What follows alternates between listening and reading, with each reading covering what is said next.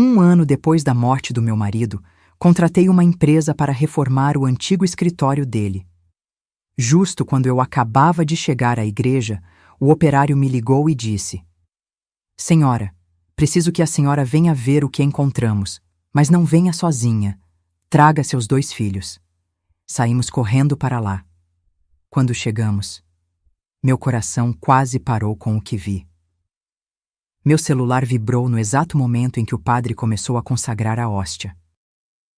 Eu estava ajoelhada no banco da frente da igreja de São Sebastião, aquela mesma onde casei com Edmundo há 45 anos. Era 2 de janeiro. Fazia exatamente 1 ano que meu marido tinha partido. 1 ano desde que o infarto fulminante me deixou viúva aos 68 anos. A missa de sufrágio estava linda. Flores brancas cobriam o altar. O cheiro de incenso me sufocava um pouco, mas era reconfortante. Eu segurava o terço que minha mãe me deu no dia do meu casamento, passando conta por conta, rezando por Edmundo, pelo descanso da alma dele, pela nossa história juntos. Até que o celular vibrou novamente. E de novo, e de novo. Olhei de relance. 7 ligações perdidas, todas do mesmo número. Jefferson, o mestre de obras que eu havia contratado há 3 semanas para reformar o escritório de Edmundo lá em casa, no Leblon. Senti um aperto no peito. Será que tinha acontecido algum acidente? Algum problema estrutural na casa? Com as mãos tremendo, me levantei discretamente e saí pelos fundos da igreja. O sol de janeiro batia forte na calçada. Liguei de volta, o coração disparado. Dona Marlene? A voz de seu Jefferson estava estranha, trêmula, urgente. Sim, seu Jefferson, desculpe, eu estava na missa. Aconteceu alguma coisa? Houve uma pausa longa demais. A senhora precisa vir aqui, agora. Mas o que houve? Caiu alguma parede? Alguém se machucou? Não, senhora, não é nada disso. Ele respirou fundo. A gente encontrou uma coisa atrás da parede do escritório. Uma coisa que a senhora precisa ver com os próprios olhos. Minha boca secou. Que tipo de coisa, seu Jefferson? Eu não posso falar por telefone, dona Marlene. A voz dele estava ainda mais baixa agora. Mas pelo amor de Deus, não venha sozinha. Traga seus 2 filhos com a senhora. Isso não é conversa para ter sozinha. O mundo girou ao meu redor. Não é conversa para ter sozinha? O que diabos ele tinha encontrado? Se você quer descobrir o que estava escondido naquela casa por todos esses anos, se inscreva no canal e ative o sininho, porque esta história vai virar sua vida do avesso, assim como virou a minha. Desliguei o telefone com as mãos geladas. Em pleno verão carioca, com o sol queimando a pele, eu estava tremendo. Voltei correndo para dentro da igreja, peguei minha bolsa e saí sem nem me despedir. No estacionamento, liguei para meu filho Bernardo. Mãe, você não está na missa do papai? Bernardo, preciso que você venha comigo agora para a casa. E ligue para sua irmã, encontraram alguma coisa lá. Como assim encontraram alguma coisa? Ele já estava impaciente, como sempre. Não sei, mas o mestre de obras disse para eu não ir sozinha. Disse para levar vocês 2. Um silêncio tenso. Tô saindo agora. Vou buscar a Luciana no caminho. Desliguei e entrei no meu carro, um Civic branco que Edmundo tinha me dado no nosso último aniversário de casamento. Minhas mãos suavam tanto que escorregavam no volante. Dirigi em piloto automático pelas ruas do Leblon, meu bairro, minha vida inteira. Quando cheguei na porta da casa, Bernardo e Luciana já estavam lá. Meu filho, sempre pontual e sério, de camisa social mesmo num sábado quente.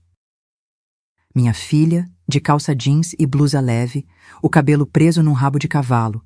Os 2 me olharam com a mesma expressão, preocupação misturada com curiosidade. O que será, mãe? Luciana me abraçou. Não faço a menor ideia. Entramos juntos. A casa cheirava a tinta fresca e pó de cimento. Seu Jefferson nos esperava na porta do escritório, o capacete na mão, a expressão grave. Dona Marlene e seus filhos, venham comigo, subimos as escadas. Meu coração batia tão forte que eu mal conseguia respirar. O escritório de Edmundo sempre foi o lugar mais sagrado daquela casa. Ninguém entrava sem permissão dele. Nem eu, em 45 anos de casamento, tinha ousado mexer nas coisas daquele cômodo. E agora ele estava sendo demolido. A parede de madeira nobre, aquela que Edmundo mandou instalar 20 anos atrás, estava parcialmente destruída. E atrás dela, embutido na parede como um segredo enterrado, havia um cofre de aço. Um cofre que eu nunca tinha visto na vida. Meu Deus! Luciana levou a mão à boca. Bernardo se aproximou, os olhos arregalados. Mãe, você sabia disso? Não. Minha voz saiu como um sussurro rouco. Nunca vi isso na vida. Seu Jefferson se aproximou devagar, como quem se aproxima de uma bomba prestes a explodir. A senhora tem a senha? Ou alguma chave? Balancei a cabeça, incapaz de falar. Bernardo, sempre prático, olhou para o cofre com atenção. É um modelo antigo, senha de 6 dígitos. Mãe, tenta a data de casamento de vocês. Com as mãos tremendo, me aproximei. Digitei 150478. Um bip agudo. Senha incorreta. Tenta a data de nascimento do papai, sugeriu Luciana, a voz falhando. 220952. Incorreta. Tentei a minha data de nascimento. Incorreta. Bernardo suspirou. Vou ligar para um chaveiro especializado, mas pode demorar. Não. Minha voz saiu firme, uma firmeza que eu não sabia que ainda tinha dentro de mim. Tenta a data de hoje, 2 de janeiro. Bernardo me olhou sem entender. A data de hoje? Por quê? Só tenta. Ele digitou 0201. Precisávamos de 6 dígitos. Completei mentalmente. 020125. Um clique suave, mecânico, fatal. O cofre se abriu. E o que havia lá dentro destruiu tudo o que eu acreditei ter vivido nos últimos 45 anos. Mas o que eu encontrei naquele cofre... Isso você só vai descobrir se continuar comigo até o fim. Dentro do cofre havia maços e maços de dinheiro, notas de R$ 100, amarradas com elásticos, empilhadas umas sobre as outras como tijolos de uma parede invisível que Edmundo construiu entre nós durante todos esses anos. Bernardo foi o primeiro a reagir.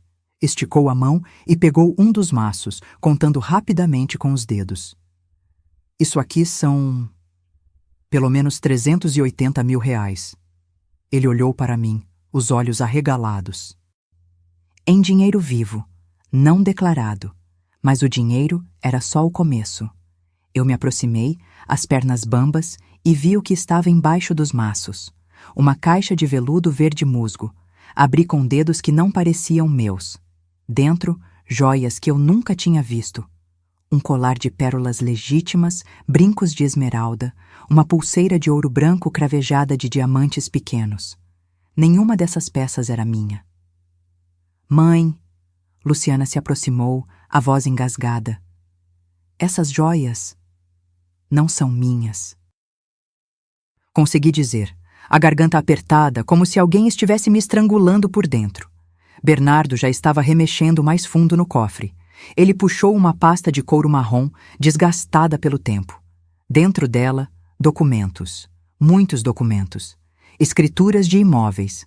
Um apartamento na Rua Barata Ribeiro, em Copacabana. 2 quartos, 80 metros quadrados. Avaliação de mercado, R$ 850 mil. A escritura estava em nome de uma empresa que eu nunca tinha ouvido falar. Construtora Horizonte Azul Liteda. Mãe, você conhece essa empresa? Bernardo perguntou, a testa franzida. Balancei a cabeça, muda. Ele continuou folheando. Havia recibos, muitos recibos, de hotéis em Natal, Porto de Galinhas, Fortaleza, passagens aéreas para o Nordeste, sempre 2 passagens. Edmundo e... outra pessoa. E então Luciana encontrou a caixa de sapatos. Era uma caixa velha, desbotada, de um tênis olímpicos que Edmundo tinha comprado anos atrás. Ela estava no fundo do cofre, escondida embaixo de tudo, como se fosse o segredo mais profundo de todos. Luciana abriu devagar e eu vi quando o rosto dela desabou. Mãe, acho melhor você sentar. Mas eu não sentei. Peguei a caixa das mãos dela. Dentro havia cartas. Dezenas de cartas. Algumas em envelopes cor-de-rosa com perfume doce que invadiu minhas narinas e me deu ânsia. Outras dobradas em papéis simples com letra feminina redonda e caprichada. Abri a primeira. Meu amor, esses 3 dias com você em Porto de Galinhas foram os melhores da minha vida. Quando você está comigo, eu esqueço que nosso amor precisa se esconder. Volte logo. Te amo. Sua Val. Valdirene. Abri outra carta, as mãos tremendo tanto que o papel quase rasgou. Edmundo, a menina perguntou por você hoje. Ela quer saber quando o pai vai visitá-la de novo. Eu não sei mais o que inventar. Ela está crescendo e fazendo perguntas. Preciso de mais dinheiro também. Os gastos da escola particular estão aumentando. Beijos, Val. A menina. Ele tinha uma filha. Edmundo tinha outra filha. O chão sumiu debaixo dos meus pés. Literalmente. Senti minhas pernas cederem e Bernardo me segurou pelos ombros, me puxando para a cadeira do escritório. Aquela mesma cadeira de couro onde Edmundo passava horas trabalhando. Respira, mãe. Respira. A voz de Luciana estava desesperada. Mas como respirar quando o ar tinha se transformado em vidro moído dentro dos meus pulmões? Continuei abrindo cartas, uma atrás da outra, como se fosse um vício, uma compulsão de masoquista. Cada uma era uma facada. Havia fotos também. Fotos de Edmundo com uma mulher morena, bonita, cerca de 15 anos mais nova que eu. Eles estavam abraçados numa praia, sorrindo, felizes. Em outra foto, ele segurava uma menina pequena no colo, devia ter uns 5 ou 6 anos. A criança tinha os olhos dele. O mesmo formato de rosto. Virei a foto. No verso, com a letra dele, aquela letra que eu conhecia tão bem depois de 45 anos lendo bilhetes e cartões, estava escrito: Ana Júlia, meu orgulho, Natal, 2015. 2015, 10 anos atrás. A menina tinha 10 anos quando essa foto foi tirada, o que significava que hoje ela tinha 14 anos. Edmundo teve uma filha com outra mulher há 14 anos, e eu não sabia de nada. Bernardo pegou mais papéis do cofre. Extratos bancários de uma conta que eu desconhecia. Transferências mensais de R$ 8.000 para uma conta em nome de Valdirene Costa dos Santos. Todo mês. Religiosamente. Por anos. R$ 8.000 que saíam do nosso dinheiro, da empresa que nós construímos juntos, para sustentar a amante e a filha dele. E então, no fundo do cofre, Bernardo encontrou o último documento. Um testamento. Manuscrito. Não registrado em cartório. Com a letra de Edmundo, datado de 3 meses antes da morte dele. Luciana leu em voz alta, a voz quebrando a cada palavra. Eu, Edmundo Tavares da Silva, em plena consciência, deixo registrado que reconheço Ana Júlia Costa dos Santos como minha filha legítima, fruto do meu relacionamento com Valdirene Costa dos Santos. Deixo a ela e a sua mãe o apartamento de Copacabana, bem como o direito de receber mensalmente quantia equivalente a 15% dos lucros da construtora. Peço perdão à minha esposa Marlene, mas um homem tem o direito de cuidar de todos os seus filhos. Silêncio. Um silêncio pesado, denso, que enchia o escritório como fumaça tóxica. Olhei para aquele papel, para a assinatura dele no final. Olhei para as cartas espalhadas no meu colo, para as fotos da outra família dele sorrindo feliz. E então olhei para as minhas mãos. Mãos de 68 anos que lavaram as roupas dele, cozinharam as refeições preferidas dele, massagearam as costas dele quando voltava cansado do trabalho. Mãos que criaram 2 filhos sozinha enquanto ele viajava a negócios. Mãos que seguraram as dele no altar 45 anos atrás, acreditando na promessa de fidelidade até que a morte nos separasse. A morte nos separou, mas as mentiras continuaram vivas, enterradas naquele cofre. Mãe. Bernardo colocou a mão no meu ombro. A gente precisa chamar um advogado. Isso muda tudo, a herança, o patrimônio. Mas eu não estava ouvindo, eu estava olhando para uma última foto que tinha caído no chão. Edmundo, Valdirene e a menina, os três juntos, numa festa de aniversário. A menina soprava as velhinhas de um bolo cor-de-rosa. Edmundo a abraçava por trás, sorrindo.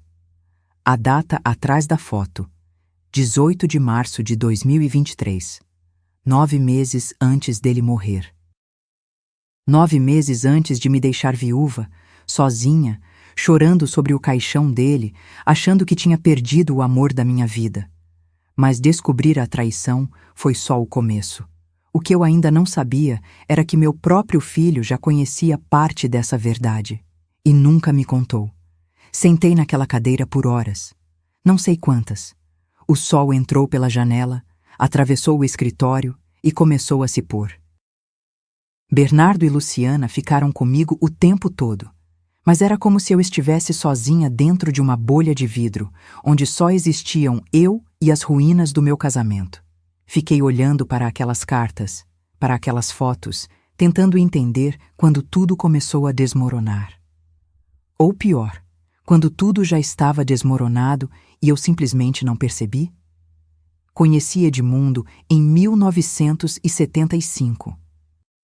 Eu tinha 23 anos, acabara de me formar professora, dava aulas numa escola municipal no Meier.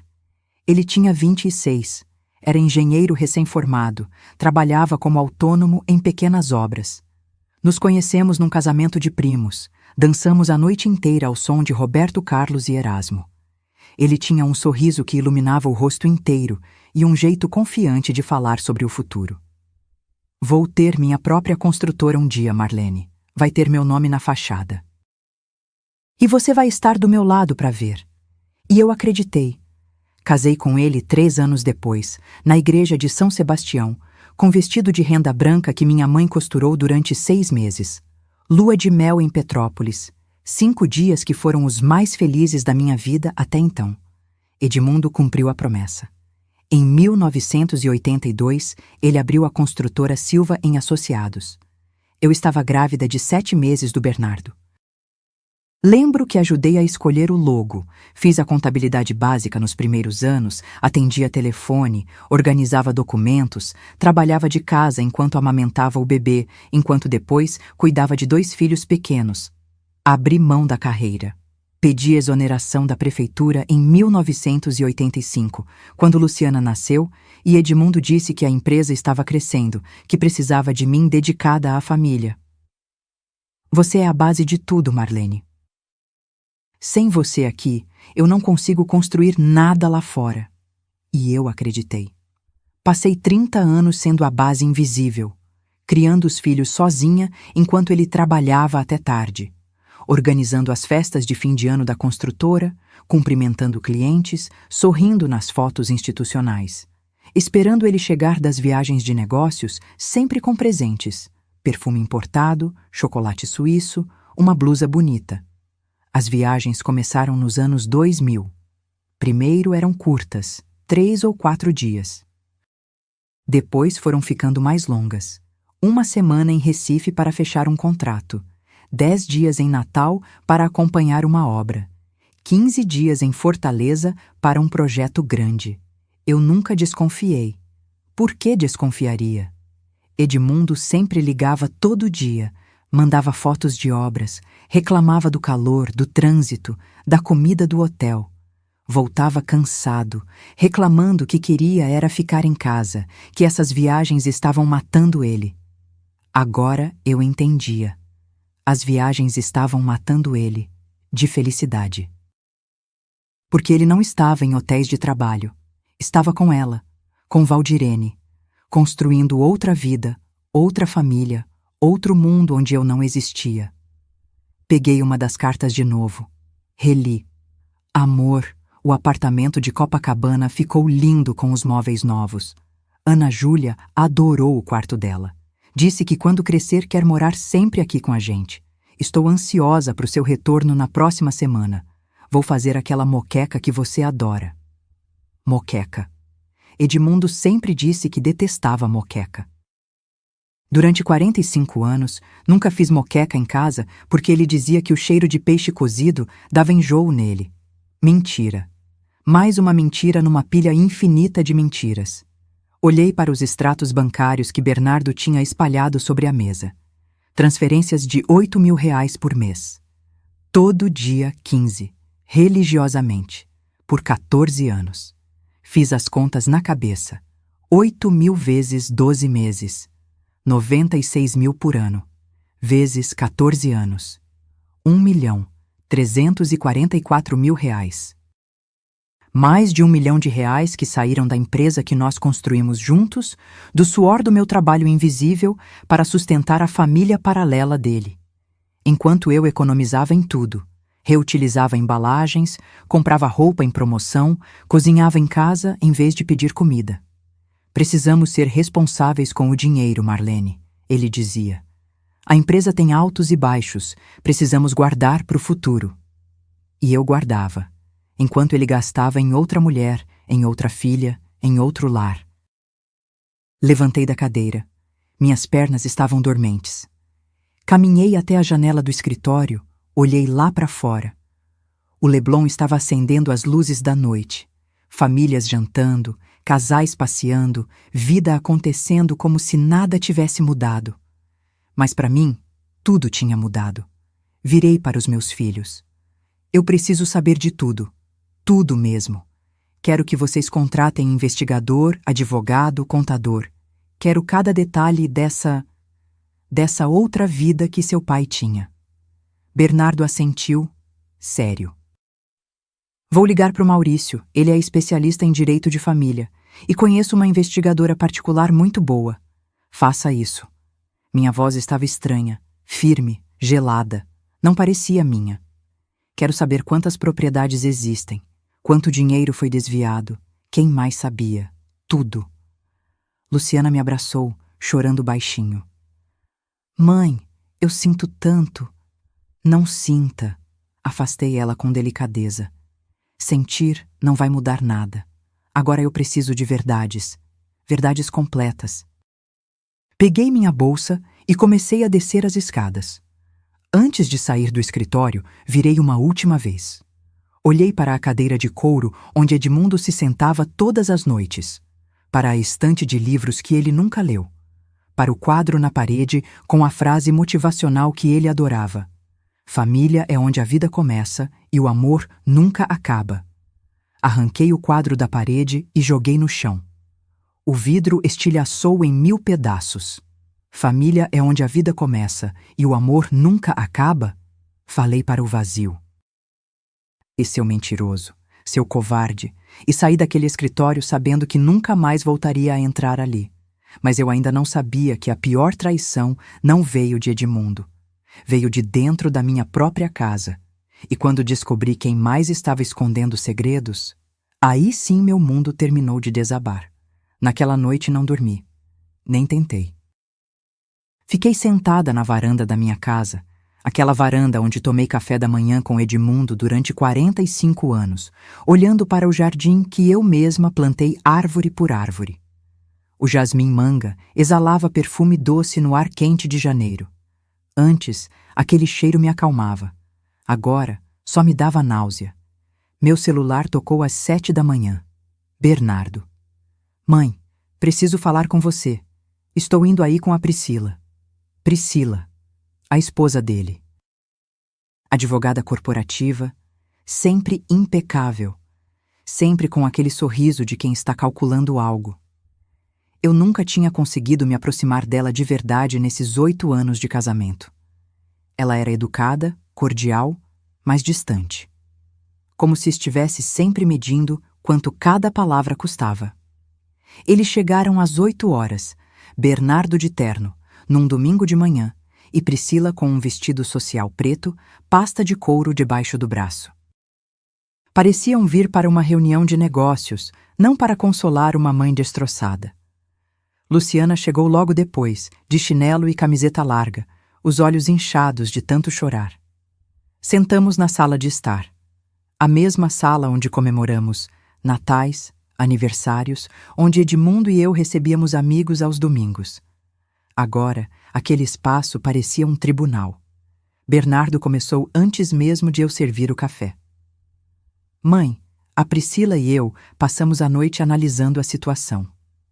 Ele abriu uma pasta, tirou papéis. Isso é grave, muito grave. Se essa tal de Ana Júlia processar, ela tem direito a parte da herança. Pode ser até metade, dependendo de como o juiz interpretar. E tem o problema fiscal. Esse dinheiro do cofre não foi declarado. São R$380 mil que podem gerar multa, juros, até processo criminal por sonegação. Fiquei olhando para ele. Meu filho, o menino que amamentei, que ninei noites inteiras quando tinha febre, que ensinei a andar de bicicleta. Agora ele estava ali, falando de dinheiro, de impostos, de processos. Nenhuma palavra sobre a minha dor. Bernardo, minha voz saiu baixa. Seu pai me traiu durante 15 anos. Teve outra filha. E você está preocupado com impostos? Ele piscou como se não entendesse a pergunta. Mãe, eu entendo que está difícil, mas a gente precisa ser prático. Emocional a gente resolve depois. Agora é hora de proteger o patrimônio. Proteger o patrimônio. Luciana explodiu. Patrimônio? Bernardo, você enlouqueceu? A mãe acabou de descobrir que viveu uma mentira. E por isso mesmo ela precisa pensar com clareza. Priscila entrou na conversa, a voz suave mas firme. Dona Marlene, sei que está sendo muito difícil processar tudo isso. Mas quanto mais rápido tomarmos providências legais, melhor. Já consultei alguns colegas. Podemos alegar que esse testamento manuscrito não tem validade. Não está registrado, não tem testemunhas, pode ter sido escrito sob coação ou até forjado. Forjado? Olhei para ela, incrédula. É a letra do Edmundo. Eu conheço a letra dele. Mas nenhum juiz pode ter certeza absoluta. Ela se inclinou para a frente. Podemos questionar. E sobre o apartamento de Copacabana, está em nome de empresa. Podemos alegar que é patrimônio empresarial, não pessoal. Isso dificulta o acesso dela. Dela quem? Perguntei. Da menina. Ana Júlia. Ana Júlia. A filha de Edmundo. Meia-irmã dos meus filhos. Ela é uma criança. Minha voz saiu trêmula. Tem 14 anos. Não tem culpa de nada disso. Exatamente. Bernardo se ajeitou na poltrona. Ela não tem culpa, mas isso não significa que tenha direito à metade da herança que a gente construiu. Mãe, essa casa vale R$4.200.000. A empresa, mais 6 milhões. Temos investimentos, aplicações. Estamos falando de um patrimônio de quase 12 milhões. Se ela entrar com processo e ganhar, ela pode levar 6 milhões, Priscila completou.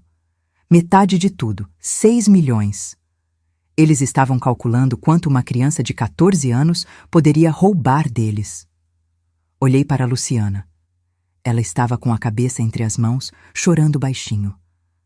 Mãe, Bernardo continuou. A gente quer te ajudar. Por isso trouxe uma proposta. Uma solução que protege você e a gente. Algo na forma como ele disse aquilo fez um alarme soar na minha cabeça. Que proposta? Ele trocou um olhar com Priscila. Ela assentiu. A gente sugere que você faça uma doação antecipada. 40% da empresa passa para o meu nome agora, em vida. Assim, se houver processo, esses 40% já estão fora do espólio, protegidos. O apartamento de Copacabana a gente transfere para uma holding que eu administro, regulariza a situação fiscal aos poucos. E os 380 mil do cofre, a gente deposita numa conta empresarial, declara como receita atrasada. Fiquei olhando para ele, tentando entender. Você quer que eu doe 40% da empresa para você? Agora? É a forma mais segura de proteger o patrimônio, mãe. Proteger de quem? De uma menina de 14 anos que acabou de perder o pai? Não é só isso. Priscila interveio. É proteger de futuros processos, de complicações fiscais, de vocês ficarem sem nada. A frase saiu da minha boca antes que eu pudesse segurar. É disso que vocês têm medo, de ficarem sem a herança de vocês. Silêncio. Bernardo desviou o olhar, e foi naquele desvio de olhar que eu vi. Vi algo que ele estava escondendo, uma sombra passando rápido pelos olhos dele, como um pássaro noturno. Bernardo! Minha voz saiu gelada. Você está me escondendo alguma coisa. Do que você está falando? Olha para mim. Ele olhou, mas demorou demais. E quando olhou, tinha a culpa estampada naquele rosto que eu conhecia desde que ele nasceu. Você sabia. Não foi uma pergunta. Foi uma constatação. Mãe, Você sabia! Meu grito ecoou pela sala. Luciana levantou a cabeça, os olhos arregalados. Priscila empalideceu. Bernardo fechou os olhos, respirou fundo. Eu não sabia de tudo.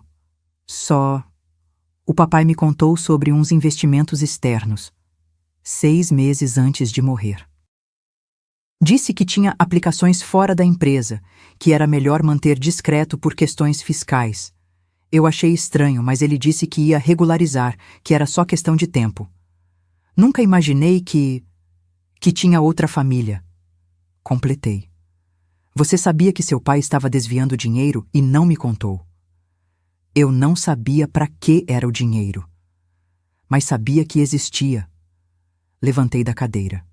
Você sabia que havia dinheiro escondido e ficou calado. Deixou eu viver na mentira. Deixou seu pai me enganar até o último dia de vida dele. Mãe, eu sinto muito. Sai. Apontei para a porta. Sai da minha casa. Mãe, por favor. Sai, os dois, agora. Priscila já estava levantando, puxando Bernardo pelo braço. Ele tentou falar mais alguma coisa, mas ela o arrastou para fora. A porta se fechou. Sobrou só eu e Luciana na sala. Ela veio até mim, me abraçou e nós duas choramos. Choramos pelos 45 anos que eu perdi, pelas mentiras, pelas traições. E pela descoberta de que a família que eu achava que tinha nunca existiu de verdade. Mas se eu achei que já tinha visto o fundo do poço, eu estava muito enganada. Porque nos próximos dias eu descobriria que as mentiras eram ainda mais profundas do que imaginei. Luciana ficou comigo aquela noite toda. Dormiu no quarto de hóspedes, mas sei que ela não pregou o olho, assim como eu. A cada hora eu ouvia passos no corredor, a geladeira abrindo, água correndo na pia. 2 mulheres insones navegando no mesmo naufrágio. Na segunda-feira de manhã, ela precisou ir trabalhar. Antes de sair, segurou minhas mãos. Mãe, qualquer coisa mesmo, você me liga, eu largo tudo e venho. Assenti, incapaz de falar. Depois que ela saiu, fiquei olhando para a casa vazia. 45 anos de memórias grudadas nas paredes, como papel de parede velho que ninguém tem coragem de arrancar. Peguei o celular. Procurei no Google, Investigador Particular, Rio de Janeiro. Liguei para o primeiro nome que apareceu com boas avaliações. Uma mulher atendeu. Carvalho Investigações, bom dia. Eu preciso de uma investigação sobre meu marido falecido. Houve uma pausa breve. Senhora, meu nome é Simone Carvalho. Fui delegada por 28 anos. Agora trabalho como investigadora particular. Posso recebê-la hoje às 4 horas? Cheguei ao escritório dela pontualmente. Ficava num prédio comercial em Botafogo, 3º andar, sala pequena, mas organizada. Simone tinha uns 55 anos, cabelos grisalhos presos num coque baixo, olhar afiado que atravessava a gente. Contei tudo, desde o telefonema do seu Jefferson até a descoberta do cofre, as cartas, as fotos, o testamento. Ela me ouviu sem interromper, fazendo anotações num caderno de capa dura. Quando terminei, ela tirou os óculos e me olhou direto nos olhos. Dona Marlene, vou ser franca com a senhora. O que vou descobrir pode ser ainda pior do que já sabe. Tem certeza que quer seguir em frente? Absoluta, ela assentiu. Vou precisar de 2 semanas, talvez 3, e meus honorários são R$ 8.000 adiantados. Não hesitei. Passei o cartão ali mesmo. Durante aquelas 2 semanas, eu me transformei em outra pessoa. Ou talvez tenha me transformado na pessoa que sempre fui, mas que ficou escondida debaixo de 45 anos de obediência. Acordava cedo, fazia caminhadas longas pela orla do Leblon, voltava para casa e organizava documentos. Separei tudo relacionado à empresa. Extratos bancários dos últimos 20 anos, declarações de imposto de renda, escrituras de propriedades. Fotografei cada papel, salvei tudo em nuvem. Bernardo ligou 7 vezes, não atendi nenhuma. Priscila mandou mensagens preocupadas. Apaguei sem ler. Luciana vinha me visitar todo dia depois do trabalho. Trazia comida pronta porque sabia que eu não estava cozinhando. Sentávamos na varanda, em silêncio, só existindo uma ao lado da outra. Ela não pressionava, não fazia perguntas, apenas estava ali. No 13º dia, Simone me ligou. Dona Marlene, terminei. Pode vir amanhã de manhã? Não dormi aquela noite. Às 8 horas eu já estava na porta do escritório dela. Simone tinha uma pasta grossa sobre a mesa. Começou devagar. Valdirene Costa dos Santos, 51 anos, natural de Mossoró, Rio Grande do Norte. Mudou-se para Natal em 2005. Trabalha como gerente do Banco Safira, agência da Zona Norte. Salário: R$ 12.000 mensais. Mora num apartamento alugado na Avenida Bernardo Vieira. 3 quartos, R$ 1.800 de aluguel. Ela me mostrou fotos. Valdirene era bonita. Cabelos longos e escuros, olhos claros, sorriso largo. Nas fotos de vigilância que Simone tirou, ela usava roupas elegantes, salto alto, bolsa de marca. E a menina? Minha voz saiu rouca. Ana Júlia Costa dos Santos, 14 anos, estuda no Colégio SEI, escola particular de Natal, mensalidade de R$ 3.500. Pratica balé, faz aulas de inglês particular, perfil ativo nas redes sociais. Ela me mostrou prints do Instagram. É uma adolescente normal. Posta fotos com amigas, vídeos dançando, mensagens sobre K-pop. Olhei para aquela menina nas fotos. Ela tinha o sorriso de Edmundo, os mesmos olhos amendoados. Seria impossível negar a paternidade só de olhar. O relacionamento começou em 2008, Simone continuou. Edmundo conheceu Valdirene num evento da construtora em Natal. Ela trabalhava na época como recepcionista do hotel onde ele se hospedou. Segundo fontes que consegui entrevistar, discretamente, foi um caso imediato. 2 meses depois, ela engravidou. 2008. Há 17 anos. Quando Bernardo tinha 25 e Luciana 21. Quando eu achava que estávamos na melhor fase da nossa vida, com os filhos crescidos, a empresa estável, planos de viajar juntos. Edmundo manteve o apartamento de Copacabana desde 2010. Ela mostrou documentos. Comprou através da tal construtora Horizonte Azul, empresa laranja criada especificamente para isso. O dinheiro saiu em parcelas da empresa de vocês, disfarçado como despesas de obra e materiais de construção. Muito bem feito, aliás. Quem fez essa contabilidade criativa sabia o que estava fazendo.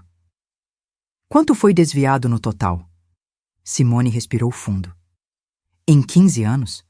Contando as transferências mensais de 8.000, mais a compra do apartamento, mais presentes, viagens, escola da menina. Ela empurrou uma planilha para mim. Aproximadamente R$ 2.800.000. 2.800.000, quase 3 milhões de reais que eram meus também, que eu ajudei a construir, que saíram do suor do meu trabalho invisível de criar filhos, de cuidar da casa, de dar suporte para ele crescer profissionalmente. E o relacionamento? Quando terminou? Nunca terminou de fato. Simone me olhou com compaixão. Edmundo visitava Valdirene até 3 meses antes da morte. A última transferência bancária foi feita 40 dias antes do infarto. Ele estava planejando passar o Natal de 2023 com ela e Ana Júlia em Porto de Galinhas. Tinha reserva confirmada de hotel, passagens compradas. Então, o infarto não apenas me deixou viúva, salvou o Natal dele com a outra família. Tem mais. Simone puxou outra seção da pasta.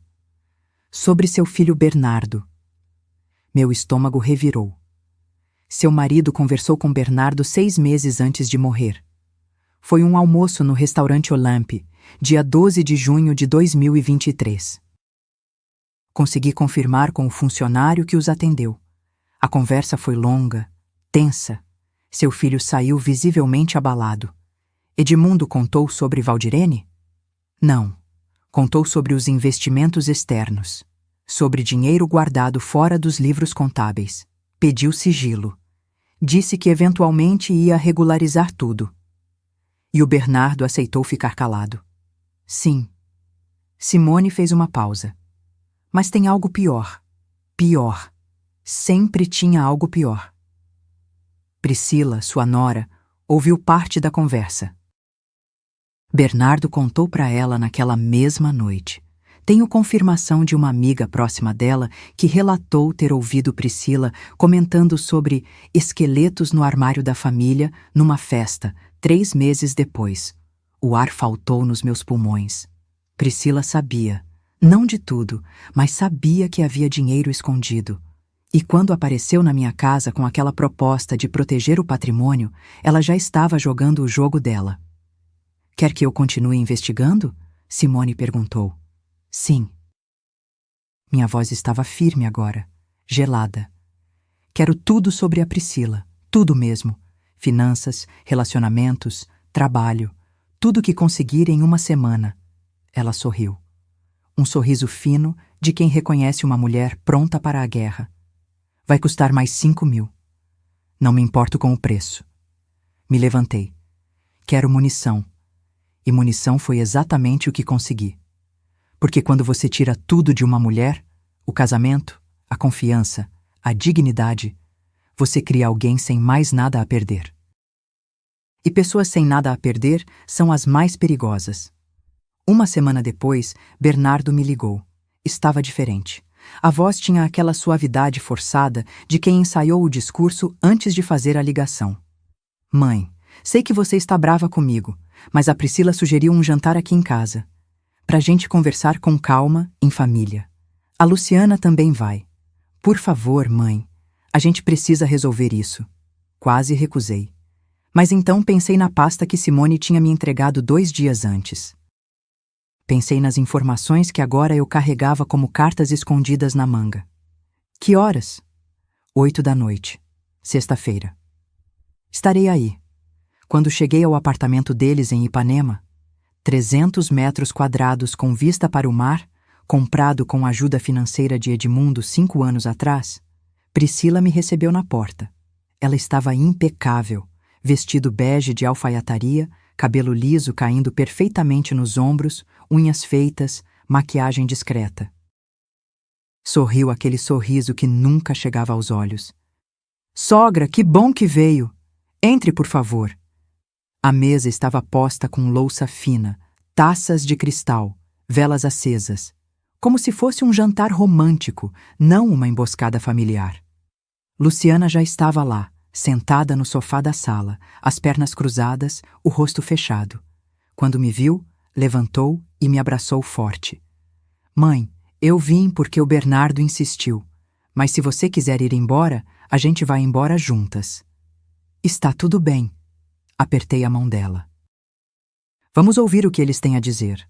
Bernardo apareceu da cozinha com uma garrafa de vinho. Tentou me beijar no rosto, mas me afastei. Ele engoliu seco e serviu as taças em silêncio. Comemos à entrada. Carpaccio de salmão, fininho, com alcaparras, em silêncio tenso. O barulho dos talheres na louça ecoava alto demais. Priscila fazia pequenos comentários sobre o trabalho, sobre o calor de janeiro, sobre qualquer coisa exceto o elefante gigante sentado à mesa com a gente. Foi só na sobremesa, petit gâteau com sorvete de baunilha, que ela finalmente mostrou as garras. Sogra, eu e Bernardo temos conversado muito. Ela largou o garfo, limpou a boca no guardanapo de linho. Sabemos que está sendo extremamente difícil para a senhora. Ninguém aqui está minimizando sua dor. Mas precisamos ser adultos e encarar a realidade prática da situação. Prática. Essa palavra de novo. Qual realidade, Priscila? A realidade de que essa descoberta complica muito a questão da herança. Ela juntou as mãos sobre a mesa, assumindo aquela postura de advogada que deve usar nos tribunais. Ana Júlia existe. E como filha biológica de Edmundo, ela tem direitos sucessórios. Se a mãe dela entrar com processo de reconhecimento de paternidade post-mortem e investigação de herança, coisa que provavelmente vai fazer, ela pode ter direito a até 50% de todo o patrimônio. 50% que inclui esta casa onde você mora, Luciana falou, a voz ácida. Que o papai ajudou vocês a comprar. Priscila nem piscou. Exatamente. Por isso nossa sugestão é proteger tudo o que for possível, legalmente, antes que qualquer processo seja iniciado. E como vocês sugerem fazer isso? Perguntei, mantendo a voz neutra. Foi Bernardo quem respondeu, olhando para o prato vazio. Mãe, a forma mais eficiente é você fazer uma doação antecipada agora, em vida.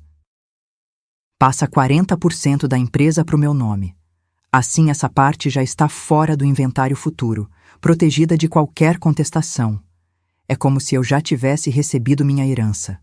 Não entra mais na conta quando chegar a hora. Quando eu morrer, ele quis dizer, mas não teve coragem. 40%. Repeti devagar. Da empresa que eu e seu pai construímos. É uma proteção para todos nós, mãe. Para você também. E o apartamento de Copacabana? Priscila retomou o comando. Aquele pode ser transferido para uma holding em nome do Bernardo. Ele administra, regulariza a situação fiscal aos poucos e depois a gente vê o que fazer. Talvez alugar, talvez vender. Mas com tudo em nome da empresa, fica mais difícil de ser alcançado em processo. E os 380 mil do cofre? Depositamos numa conta empresarial. Declaramos como receita não contabilizada de exercícios anteriores. Pagamos a multa, que vai ser alta, mas ainda assim sai mais barato do que perder metade de tudo num processo. Olhei para aquela mulher, para o sorriso fino, o cálculo frio nos olhos, para Bernardo ao lado dela, cabisbaixo, incapaz de me encarar. E quanto você cobra por esse trabalho todo, Priscila? Perguntei. Imagino que, como advogada, você vá querer uma porcentagem. Ela piscou. Não esperava a pergunta. Sogra, eu faria isso de graça. Somos família. Família. Dei uma risada curta, seca. Família que quer que eu doe metade da minha empresa por medo de uma menina de 14 anos. Não é medo. Priscila se inclinou para a frente. É estratégia. É se antecipar ao problema antes que ele cresça. O problema. Repeti. Você está chamando uma criança de problema. Estou chamando a situação jurídica de problema. Luciana bateu a mão na mesa. As taças tremeram. Chega. Priscila, você está tentando manipular a minha mãe para tirar vantagem disso tudo. É óbvio. Você quer que ela doe a empresa para o Bernardo agora, enquanto está fragilizada, destruída. Vocês estão se aproveitando da dor dela. Luciana, você sempre foi emotiva demais. Priscila falou com condescendência. Alguém aqui precisa pensar com a cabeça. E você acha que é você, né? Luciana se levantou.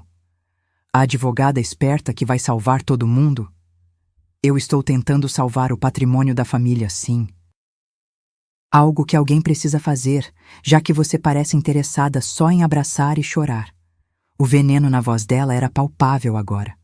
A máscara estava caindo. Eu me levantei devagar. Peguei minha bolsa. Obrigada pelo jantar, Priscila. Estava delicioso. Sogra, espera.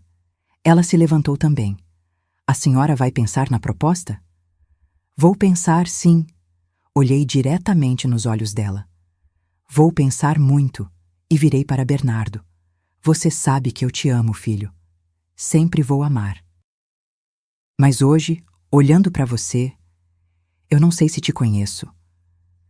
Saí daquele apartamento com Luciana ao meu lado. Descemos pelo elevador em silêncio. Quando chegamos no térreo, ela explodiu em lágrimas. Mãe, eles são nojentos! Como o Bernardo deixa ela falar assim com você? Abracei minha filha, mas minha cabeça já estava longe dali. Estava pensando na pasta que Simone tinha me entregado, nas informações sobre Priscila que eu ainda não tinha compartilhado com ninguém. Priscila queria jogar sujo? Ela ainda não tinha visto nada, porque eu estava prestes a descobrir que minha nora tinha segredos ainda mais podres que os do meu marido. E quando chegasse a hora de expor tudo, ela ia desejar nunca ter me subestimado. 10 dias depois do jantar, recebi o convite. Beatriz, irmã mais velha de Edmundo, fazia 70 anos. A festa seria no Clube Náutico, sábado à noite, jantar para 50 pessoas. Família tradicional dos Tavares da Silva, aquela que se reunia todo Natal, todo aniversário importante, sempre com as mesmas conversas sobre política, mercado imobiliário e quem tinha casado ou descasado recentemente. Pensei em não ir. Mas então lembrei que ficar escondida era exatamente o que Priscila queria. Que eu sumisse, envergonhada, enquanto ela controlava a narrativa. Vesti meu vestido de seda verde escuro, o que Edmundo sempre disse que realçava meus olhos. Passei batom vermelho, coisa que não fazia há anos, e prendi o cabelo num coque baixo. Olhei para meu reflexo no espelho. 68 anos, rugas ao redor dos olhos, marcas de expressão na testa, mas ainda estava de pé. Ainda respirava. Luciana passou para me buscar. Quando me viu, sorriu. Mãe, você está linda.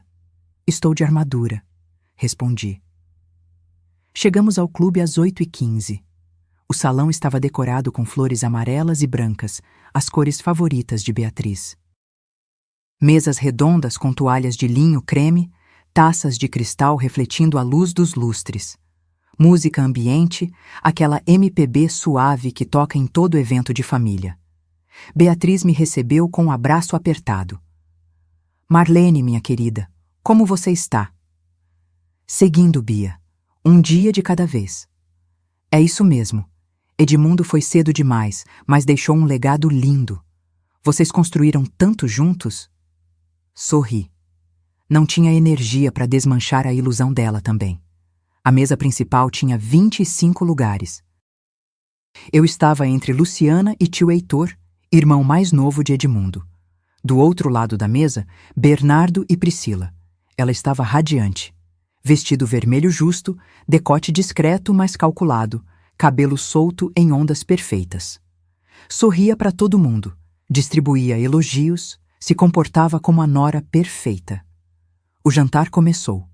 Entrada de camarão com molho de manga, conversa fluindo sobre amenidades, tia Célia comentando sobre a viagem que fez a Portugal. Primo Eduardo reclamando do trânsito do Rio. Normal. Seguro. Até que chegou o prato principal. Priscila estava tomando vinho branco, já na terceira taça. As bochechas coradas, os olhos brilhantes demais. Bernardo ao lado dela, tenso, como se pressentisse algo. Ela se levantou, bateu a colher na taça. Pling, pling, pling. Gente, posso falar uma coisinha? A voz saiu alta, chamando a atenção de todas as mesas próximas. Beatriz sorriu, achando que seria um brinde. Claro, Priscila.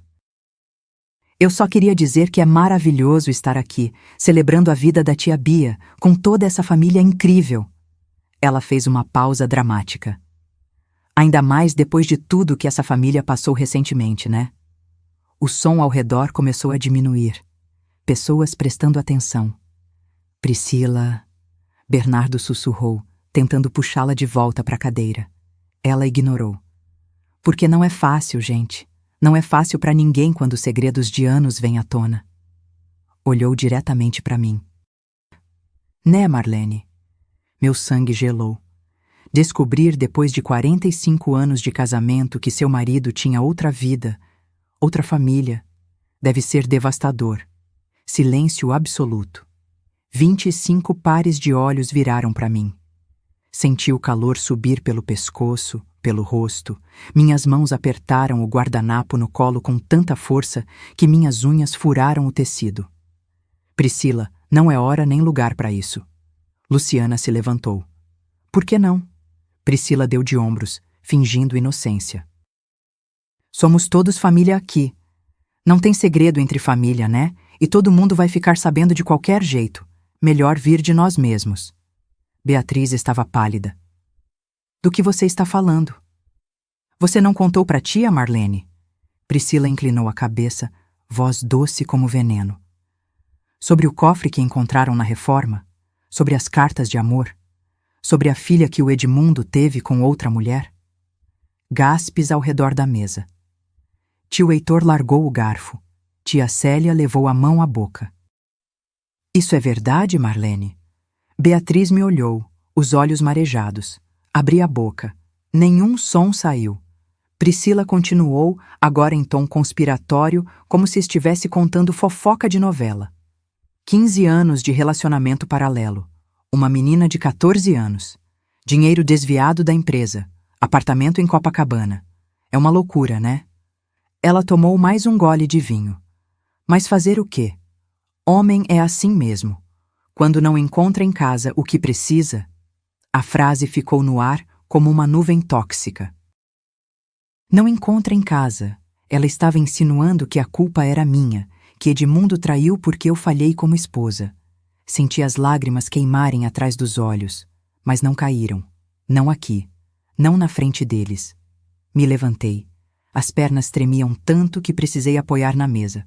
Com licença. Saí daquele salão com a cabeça erguida. Atravessei o corredor até o banheiro feminino. Tranquei a porta atrás de mim. Só então deixei as lágrimas caírem. Lágrimas de raiva, de humilhação, de uma dor tão profunda que não tinha nome. Luciana bateu na porta minutos depois. Mãe, abre. Sou eu. Abri. Ela entrou e me abraçou enquanto eu chorava. Aquela víbora. Aquela víbora maldita. Luciana sussurrava furiosa. Eu vou processar ela por difamação, por... Não. Limpei o rosto. Deixa. Como assim deixa? Ela te humilhou na frente de todo mundo. Deixa ela achar que venceu. Olhei para o espelho. Minha maquiagem estava borrada, o batom manchado. Peguei a bolsa, refiz tudo. Cada pincelada era um tijolo sendo colocado de volta no muro que eu ergueria ao meu redor. Voltamos para o salão. Muitas pessoas tinham ido embora, constrangidas. As que ficaram me olhavam com aquela mistura de pena e curiosidade mórbida. Beatriz veio até mim chorando. Marlene, eu não sabia de nada. Meu irmão, como ele pôde? Não foi culpa sua, Bia. Mas no fundo da sala, vi Priscila conversando baixinho com outras pessoas. O jeito como gesticulava, como encostava a mão no braço das tias, como balançava a cabeça com expressão de pena. Ela estava plantando a semente, espalhando a versão dela da história. Fomos embora logo depois. No carro, Luciana dirigia em silêncio enquanto eu olhava pela janela. Nos dias seguintes, começaram as ligações. Prima Sônia. Marlene, querida, soube de tudo. Que choque. Você está bem? Precisa de alguma coisa? Cunhada Marta. Marlene, não acredito que o Edmundo fez isso. Mas sabe como é, né? Homem tem suas necessidades. Amiga da igreja, Dona Ivone. Filha, rezei por você. Mas uma mulher precisa saber manter o marido interessado, senão... A cada ligação, a faca enfiava mais fundo. Eles estavam me culpando, colocando a responsabilidade da traição em mim. Como se 45 anos de dedicação não bastassem. Como se criar 2 filhos sozinha enquanto ele viajava não fosse suficiente. Como se abrir mão da minha carreira para apoiar os sonhos dele fosse sinal de fracasso. Na sexta ligação, desliguei na cara da pessoa. Sentei na varanda, olhei para o jardim que plantei, para as árvores que reguei durante décadas. E ali, naquele silêncio, senti algo nascer dentro de mim. Não era mais dor. Não era mais tristeza. Era raiva. Fria. Calculada. Mortal. Priscila queria me destruir? Queria virar a família contra mim? Queria manchar minha reputação enquanto protegia a imagem do marido morto?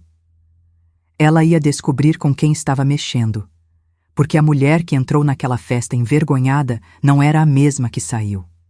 E nos próximos dias eu faria todos entenderem que subestimar uma viúva de 68 anos foi o maior erro que eles poderiam cometer. Naquela noite, depois da humilhação no clube, não chorei mais. Sentei na poltrona do meu quarto, aquela poltrona onde amamentei meus filhos, onde li centenas de livros, onde passei noites em claro quando Edmundo chegava tarde, e abri a pasta que Simone tinha me entregado sobre Priscila. Li cada página, 2 vezes, 3 vezes, e quando terminei, pela primeira vez em semanas, sorri. Na segunda-feira de manhã, liguei para Simone. Preciso de mais informações. Tudo o que conseguir sobre Marcelo Fonseca Drummond. E quero provas concretas, não só testemunhos. Vai custar mais R$10.000. São investigações delicadas. Não me importo. Quero documentos, fotos, gravações se possível. Tudo o que for necessário para construir um caso irrefutável. Houve uma pausa do outro lado da linha. Então Simone falou, e eu podia ouvir o sorriso na voz dela. Dona Marlene, a senhora mudou. Aprendi que bondade sem limite vira estupidez, e eu fui estúpida tempo demais. Desliguei e fiz a segunda ligação. Para Henrique Tavares, advogado tributarista que tinha sido colega de faculdade de Edmundo. Confiável, discreto. Henrique, preciso de uma consultoria urgente. Sobre recuperação de patrimônio desviado durante casamento e sobre doações em vida. Pode me receber hoje? Às 3 da tarde, eu estava no escritório dele em Botafogo. Passei 2 horas explicando tudo. O cofre, o dinheiro, o apartamento de Copacabana, as transferências para Valdirene, a pressão de Bernardo e Priscila. Henrique fazia anotações meticulosas num bloco amarelo. Marlene, você tem um caso fortíssimo. Ele tirou os óculos, esfregou os olhos cansados. Esse dinheiro foi construído durante o casamento em regime de comunhão parcial de bens. 50% é seu por direito. O apartamento de Copacabana, mesmo estando em nome de empresa laranja, pode ser rastreado como patrimônio comum, já que foi comprado com recursos da construtora. Você pode processar o espólio e recuperar tudo. E quanto a Ana Júlia? A menina tem direitos? Tem. Como filha biológica, ela tem direito à parte da herança. Mas isso não significa que você perde tudo. O juiz vai dividir considerando que existem 3 herdeiros diretos: Bernardo, Luciana e Ana Júlia. Você, como viúva, também tem seus direitos garantidos. E se eu não quiser processar a menina? Se eu quiser fazer um acordo direto com ela e a mãe? Henrique me olhou surpreso. Seria incomum, mas possível. Você faria isso? Ela é uma criança. Não pediu para nascer dessa bagunça. Respirei fundo. Não vou punir ela pelos erros do pai. Isso é muito nobre da sua parte. Não é nobreza, é justiça. Me levantei. Mas preciso de outra coisa. Preciso saber se meu filho, ao saber de desvios financeiros e não reportar, pode ser considerado cúmplice. E se isso afeta os direitos dele na herança? Henrique assentiu devagar. Pode sim. Se provarmos que ele tinha conhecimento de irregularidades fiscais e manteve sigilo, isso caracteriza cumplicidade em sonegação. Em casos extremos, pode até perder direito à herança por indignidade. Mas você precisaria de provas muito sólidas. Tenho a conversa gravada. Menti, mas sabia que Simone poderia conseguir algo. Edmundo contou para o Bernardo sobre os investimentos externos. Tenho testemunhas que confirmam. Então, Você tem caso. Forte. Saí do escritório dele com um plano se formando na minha cabeça, como um quebra-cabeça macabro finalmente encontrando suas peças. Durante os próximos 10 dias, me transformei em fantasma. Não atendi ligações de família, não respondi mensagens. Deixei todo mundo achando que eu tinha desmoronado, que estava em casa chorando, fragilizada. Mas eu estava trabalhando. Simone me ligava todo dia com atualizações. Marcelo Fonseca Drummond, sócio do escritório de advocacia onde Priscila trabalhava. Casado, 2 filhos, e amante da minha nora há 2 anos. Consegui fotos dos dois entrando juntos num apart-hotel em Copacabana. 3 ocasiões diferentes. Simone me mandou as imagens por e-mail criptografado. E tem mais. Uma ex-secretária do escritório, Juliana Farias, está disposta a testemunhar. Priscila desviou R$300 mil de um cliente para investir em criptomoedas pessoais. O esquema é sofisticado, mas ela deixou rastros nos e-mails internos do escritório. R$300 mil. Desvio de cliente. Isso daria cassação da licença de advogada, processos criminais, destruição de carreira. Preciso de tudo documentado.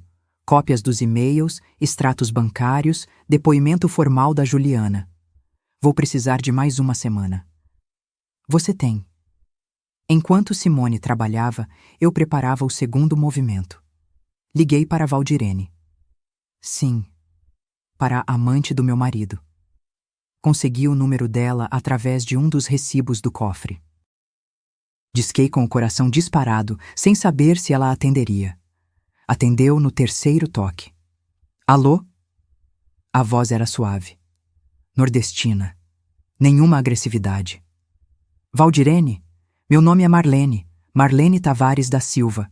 Eu sou a viúva de Edmundo. Silêncio longo. Tão longo que achei que ela tivesse desligado. Dona Marlene. A voz dela saiu trêmula.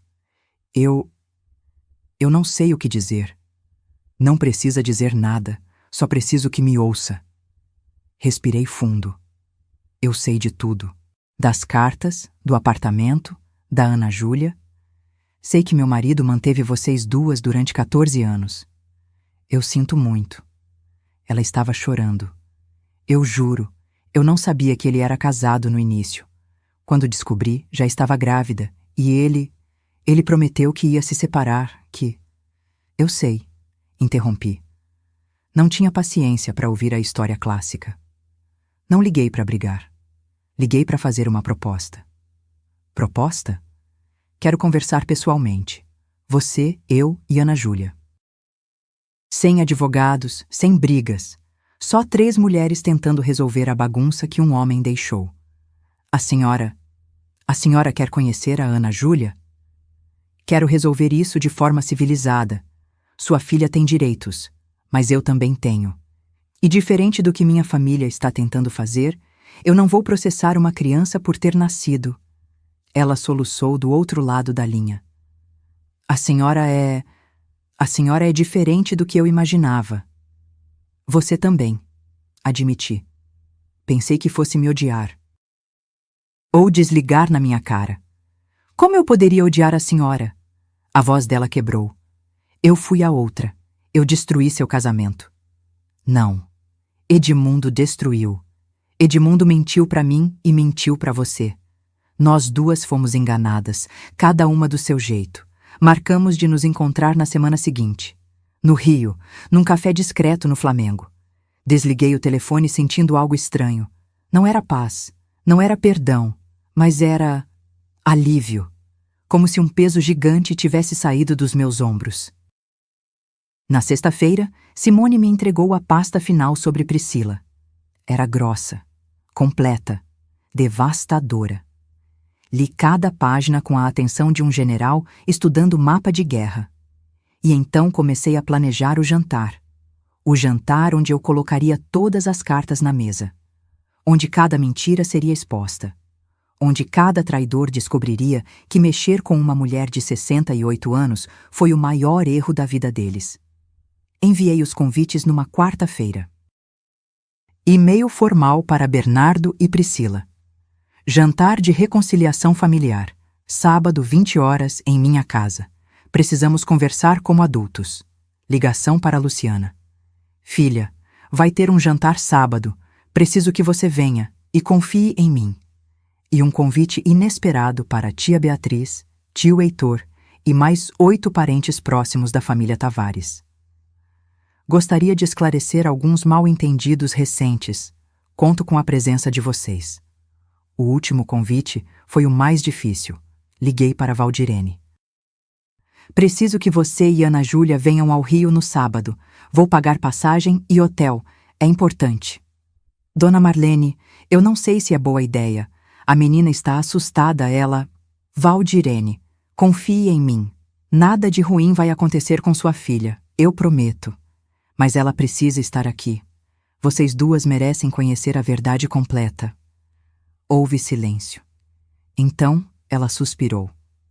Está bem, a gente vai. Sábado chegou com céu limpo e ar abafado de verão. Passei o dia organizando tudo pessoalmente. Não contratei buffet, não quis empregada, era eu, sozinha, preparando cada detalhe. Fiz um peru assado, farofa, arroz com castanhas, saladas, sobremesa, pudim de leite condensado, a receita da minha mãe. Pus a mesa com a louça de porcelana branca que ganhei de casamento. Aquela que só usava em ocasiões especiais. 45 anos guardada para dias importantes. Hoje era importante. Às 7h30, Luciana chegou. Viu a mesa posta para 15 pessoas e arregalou os olhos. Mãe, quem mais vem? Você vai ver. Os primeiros a chegarem foram Beatriz e Heitor, pontuais como sempre. Depois os primos, as tias. Todos entravam com aquela expressão de curiosidade misturada com constrangimento. Ninguém sabia bem como agir perto da viúva escandalosa. Bernardo e Priscila chegaram às 8h05. Ela estava impecável de novo. Macacão preto, sandália de salto, cabelo preso num rabo elegante. Sorriu ao entrar, mas o sorriso vacilou quando viu tanta gente. Mãe, eu pensei que seria só nós. Senta, Bernardo, logo você entende. Às 8h15, a campainha tocou. Fui atender pessoalmente. Abri a porta. Valdirene estava ali. Cabelos escuros presos num coque, vestido simples azul marinho, maquiagem discreta. Ao lado dela, uma menina magra de 14 anos, olhos enormes assustados, segurando a mão da mãe com força.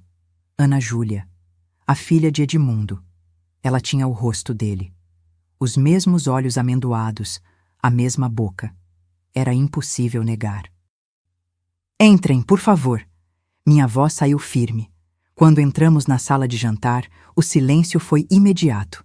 15 pares de olhos fixos em Valdirene e Ana Júlia.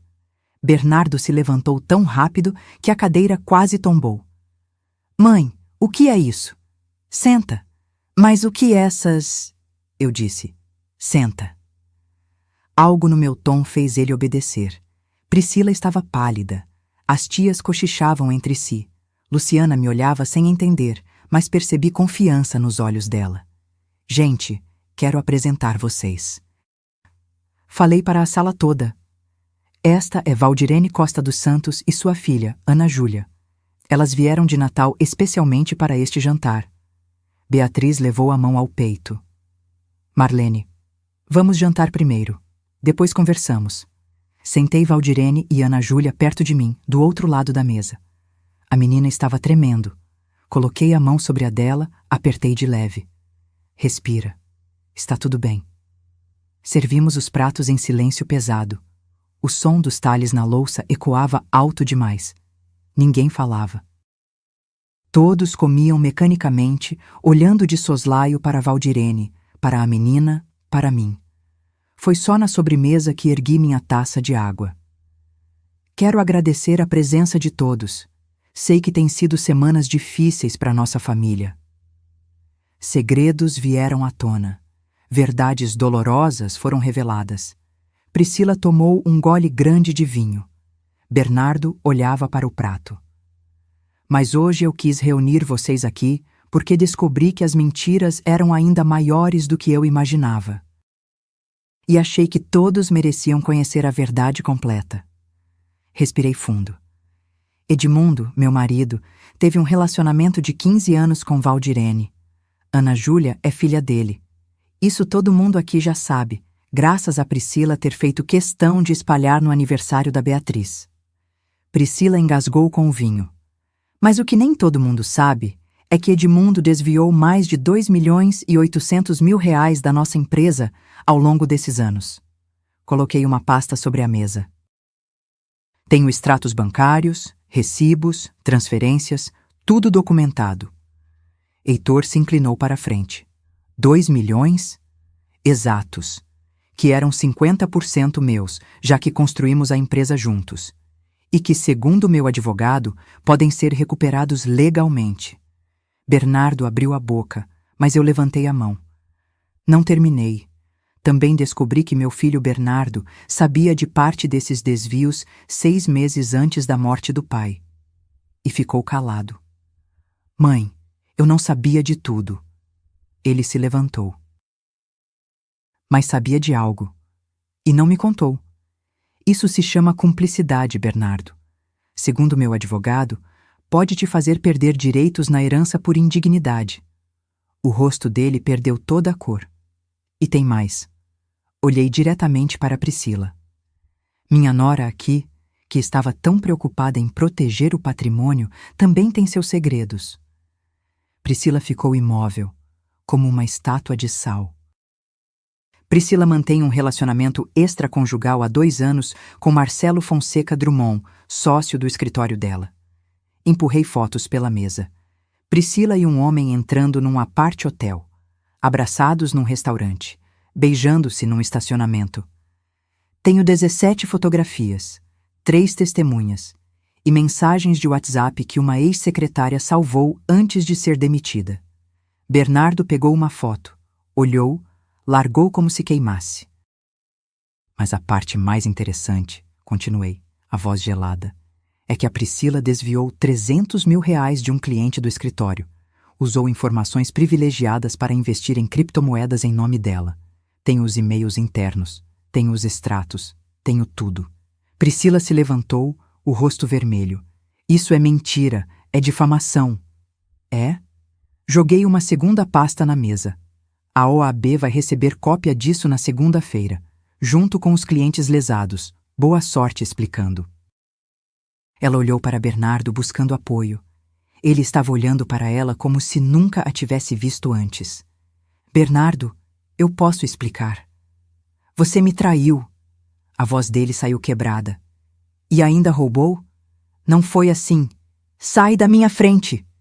O grito dele ecoou pela sala. Priscila pegou a bolsa e saiu correndo, salto alto batendo no chão de madeira. A porta bateu com estrondo. Silêncio. Olhei para Valdirene, que estava com lágrimas escorrendo pelo rosto. Para Ana Júlia, confusa e assustada. Para minha família, em choque. Agora vamos conversar como adultos. Sentei de volta. Sobre herança, sobre dignidade e sobre como vamos resolver essa bagunça que Edmundo criou. E pela primeira vez em 45 anos, eu estava no comando da minha própria vida. Depois que Priscila saiu, ficamos todos ali, processando o terremoto que acabara de acontecer. Bernardo estava com a cabeça entre as mãos. Beatriz chorava baixinho. Heitor olhava para as fotos espalhadas na mesa como se fossem evidências de crime. E eram. Mas foi Ana Júlia quem quebrou o silêncio. Minha mãe não é má. A voz dela saiu fina, assustada, mas firme. Ela não sabia que ele era casado no começo. Quando descobriu, tentou terminar, mas... Os olhos dela se encheram de lágrimas. Meu pai disse que ia se separar. Ele prometeu tantas vezes. Olhei para aquela menina. 14 anos. A mesma idade que Luciana tinha quando Edmundo começou esse relacionamento com a mãe dela. Uma criança que cresceu acreditando nas promessas de um pai mentiroso. Eu sei. Minha voz saiu mais suave.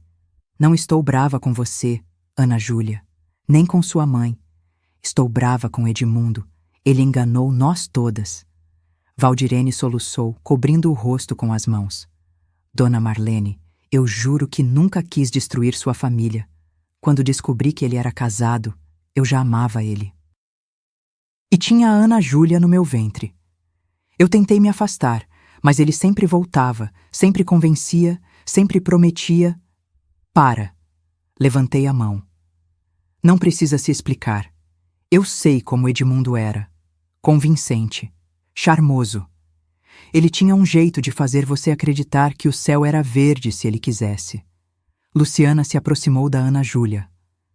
Você gosta de dançar? Perguntou de repente.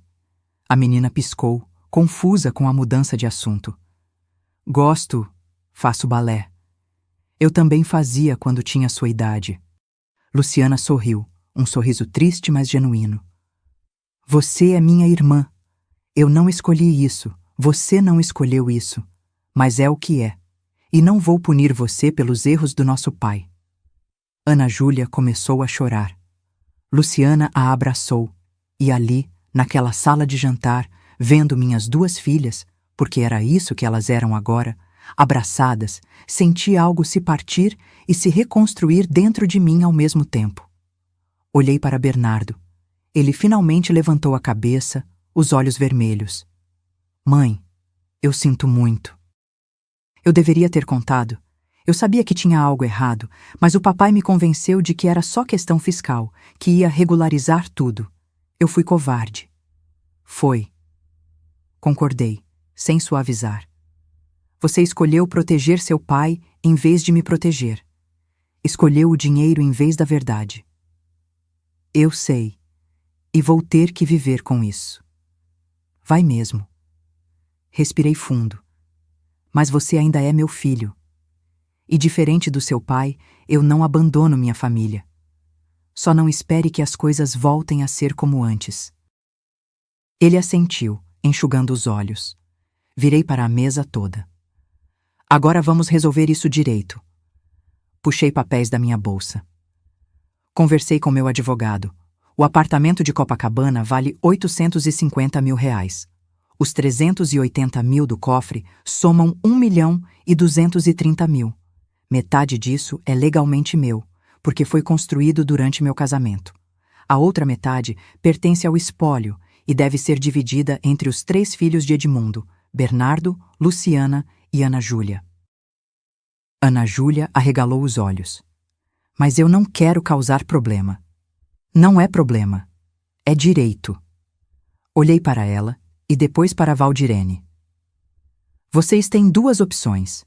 Primeira, entrar com processo de investigação de paternidade post-mortem e investigação de herança. Vai demorar anos, vai custar caro, vai ser doloroso para todo mundo. Ou segunda opção, a gente faz um acordo privado agora, sem tribunal, sem advogados gananciosos comendo metade de tudo. Valdirene me olhou desconfiada. Que tipo de acordo? Ana Júlia receberá R$ 6.000 por mês até completar 25 anos. Isso dá educação completa, universidade, começo de vida. Quando ela fizer 18, vai receber R$ 250 mil do apartamento de Copacabana. O resto eu vendo e distribuo entre meus outros filhos. Mas isso é muito mais justo do que eu esperava. Valdirene estava atônita. Não é sobre ser justa com você. É sobre ser justa com ela. Apontei para Ana Júlia. Ela não pediu nada disso. Merece ter chances na vida. Valdirene começou a chorar de novo, mas agora eram lágrimas de alívio. E tem uma condição. Acrescentei. Vocês se mudam, saem de Natal, recomeçam longe, onde ninguém conhece essa história. Ana Júlia merece crescer sem ser a filha bastarda. Merece privacidade. A gente já estava pensando nisso. Valdirene limpou o rosto. Tenho uma proposta de trabalho em Portugal. Gerência de banco lá, salário bom. Ia recusar por medo de perder os direitos da Ana, mas... Aceita, eu disse. Leva sua filha para longe desse circo. Dá uma vida nova para ela. Ana Júlia me olhou com aqueles olhos grandes, tão parecidos com os do pai. A senhora não me odeia? Não, criança, eu te invejo. Me inveja? Você ainda tem vida inteira pela frente. Pode escolher ser diferente do seu pai. Pode escolher ser honesta, leal, verdadeira. Me levantei, fui até ela. Não deixe os erros dele definirem quem você é. Ela se levantou e me abraçou. Um abraço apertado, desesperado, de quem precisava ouvir aquilo há muito tempo. Quando soltamos, olhei para o resto da família. Quanto aos outros... Priscila vai enfrentar processo da OAB na segunda-feira. Vai perder a licença, no mínimo. Os clientes lesados vão processar. Ela vai pagar, de um jeito ou de outro. Beatriz fungou. Ela merece. E sobre você, Bernardo? Olhei para meu filho. Vou manter sua parte da herança. Não vou te punir legalmente. Mas vai demorar muito tempo até eu confiar em você de novo. Se é que vou. Eu entendo, mãe. E quero que você faça terapia. De verdade. Não é sugestão, é condição. Você precisa entender por que escolheu mentira em vez de verdade. Por que é tão parecido com seu pai? Ele engoliu seco, mas assentiu. Sentei de volta, exausta. Luciana veio por trás, colocou as mãos nos meus ombros. Mãe, você foi incrível. Não fui incrível. Só fiz o que precisava ser feito. Heitor se levantou, os olhos marejados. Marlene, meu irmão não merecia você. Nunca mereceu. Eu sei. Olhei para ele. Demorei 45 anos para perceber, mas agora eu sei. O jantar terminou ali. As pessoas saíram aos poucos, abraçando-me na porta, pedindo desculpas por terem acreditado na narrativa da Priscila, prometendo apoio. Quando todos foram embora, sobrou só eu, Luciana, Valdirene e Ana Júlia. Obrigada. Valdirene segurou minhas mãos. A senhora não precisava fazer isso. Precisava sim. Para mim mesma. Para conseguir dormir de noite sabendo que fiz a coisa certa. Elas saíram pouco depois.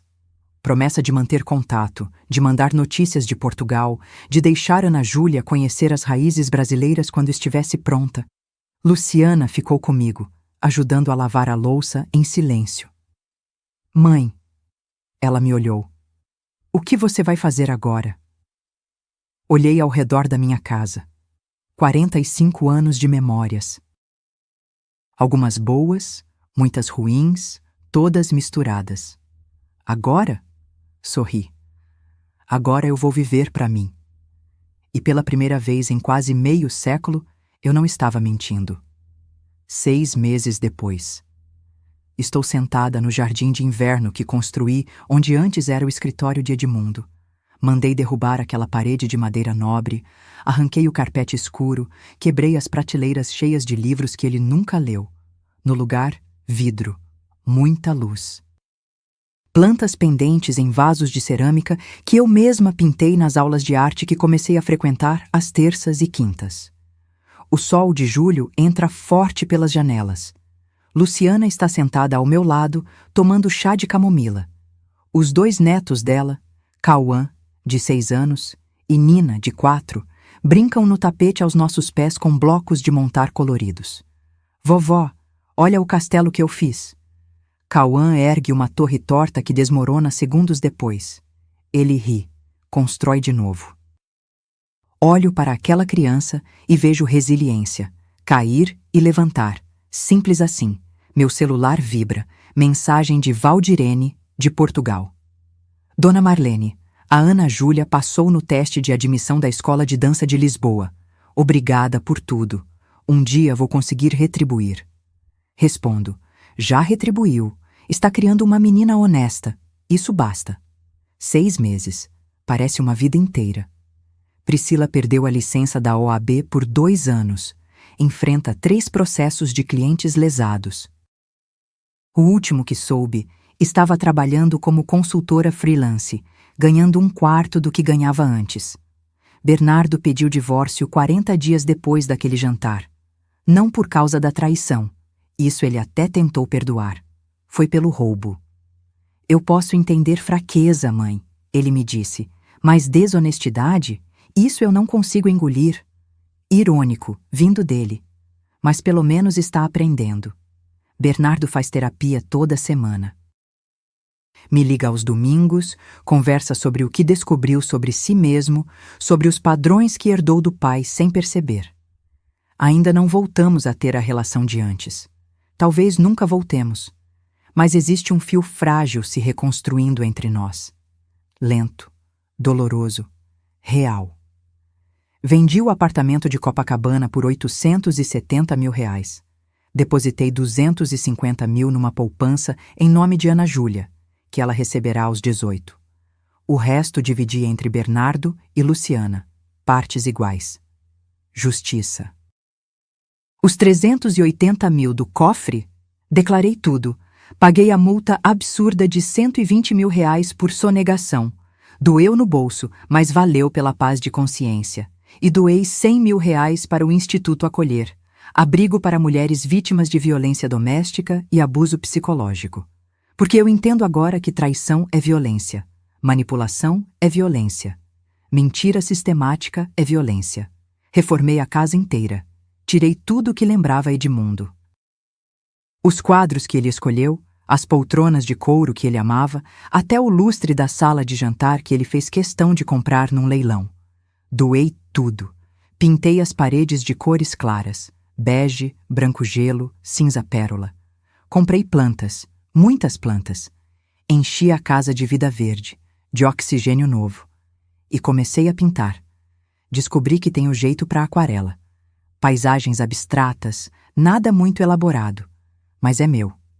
Minha professora, Dona Yara, disse que tenho sensibilidade cromática interessante. Não sei bem o que isso significa, mas me fez sorrir. Voltei a sair com amigas, jantares, cinema, caminhadas na praia ao amanhecer. Coisas que não fazia há anos, porque Edmundo sempre tinha compromisso e eu ficava em casa esperando. Nunca mais vou esperar ninguém. Mãe, você está diferente. Luciana disse isso semana passada, me olhando com aquele jeito analítico dela. Diferente como? Mais leve. Como se tivesse tirado uma mochila de pedras das costas. Ela tinha razão. Passei 45 anos carregando o peso de um casamento que só eu estava sustentando. Agora, soltei. E a sensação é de poder voar. Não tirei minha aliança de casamento. Muita gente me pergunta por quê. A verdade, não é pelo Edmundo, é por mim. Essa aliança representa 45 anos que eu investi de boa fé. 45 anos que eu dediquei com amor verdadeiro.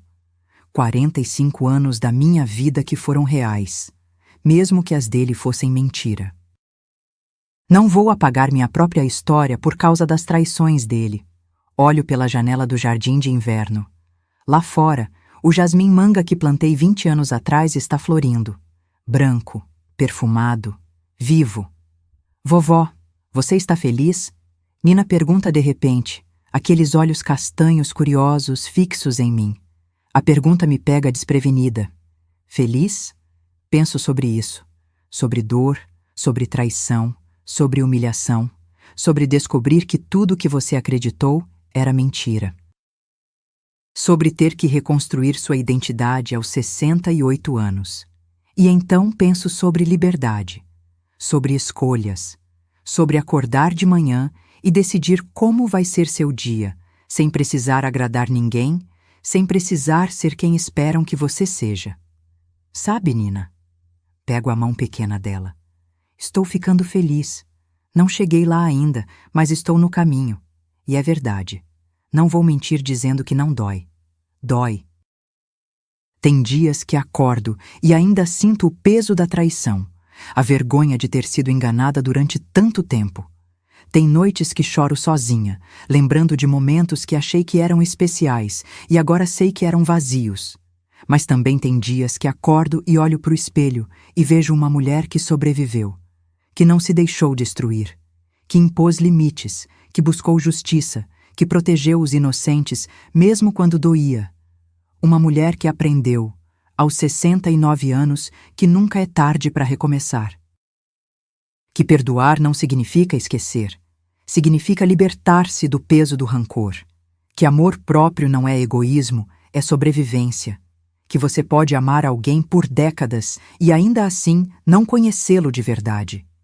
E que a família que importa não é aquela que compartilha sangue, mas aquela que escolhe ficar ao seu lado quando tudo desmorona. O sol está se pondo, dourado, alaranjado, pintando o céu do rio com aquelas cores impossíveis que só janeiro sabe fazer. Luciana apoia a cabeça no meu ombro. Eu te amo, mãe. Eu também te amo, filha. E ali, naquele jardim de inverno que construí sobre as cinzas do passado, cercada pelos netos, pela filha que escolheu meu lado, pelas plantas que eu mesma cultivei, eu respiro. E pela primeira vez em 45 anos, o ar entra fácil nos meus pulmões.